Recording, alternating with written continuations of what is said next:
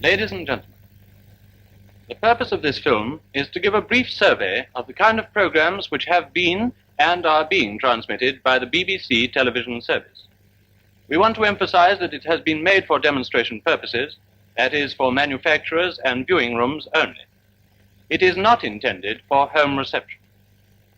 Most televised programs, as most of you know, are transmitted direct and not from film.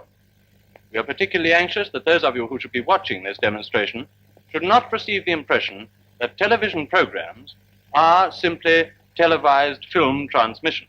Since the opening of the television service in November 1936, the programs transmitted have covered a wide range of entertainment and interest. A great part of the time has been given to light entertainment, in which many cabaret and variety artists have been used. But drama and ballet have also been well represented. Opera and revue have been attempted, and a variety of outside broadcasts have been carried out in the grounds of Alexandra Park. Talks by experts on many subjects have been given, with appropriate illustration. I believe that what sound broadcasting has done for music, television may do for painting and sculpture.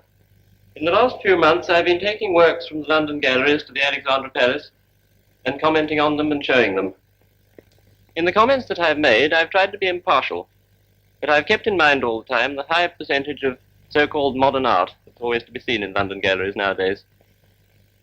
This is a painting, a landscape, by the English master Thomas Gainsborough from the Agnew collection.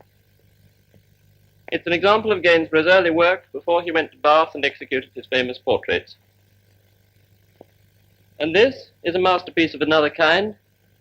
It's a contemporary painting by a Spanish artist whose work, although he's over 50 and his reputation is enormous, still causes many quarrels. His name is Picasso.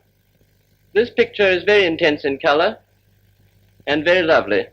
I think quite as lovely in its own way as the Gainsborough in its way.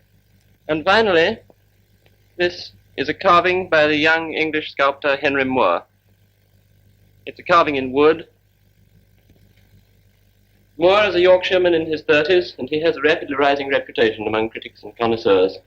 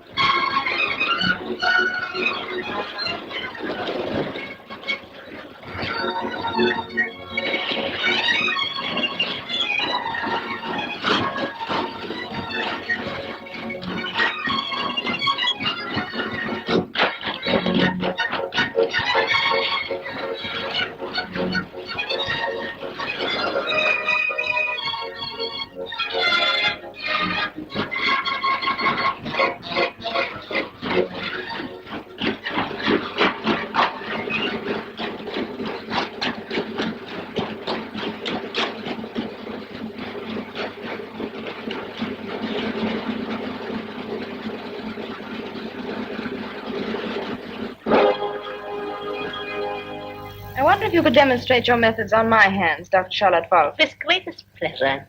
But you must remember that I'm a scientist, and a proper analysis takes us more than 1 hour, so I can only give some general indications.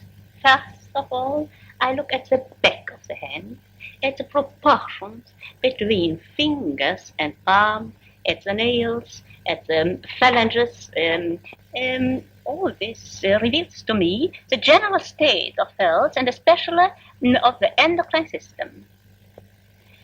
After this, I look at the composition of the lines. They tell me a lot, but by no means the whole story. You know, I have divided the hand in zones, in 3 zones. First, the zone of emotions. Second, the zone of perception. Third, the zone of instincts. I consider your hand dominated, your personality dominated by the zone of instincts.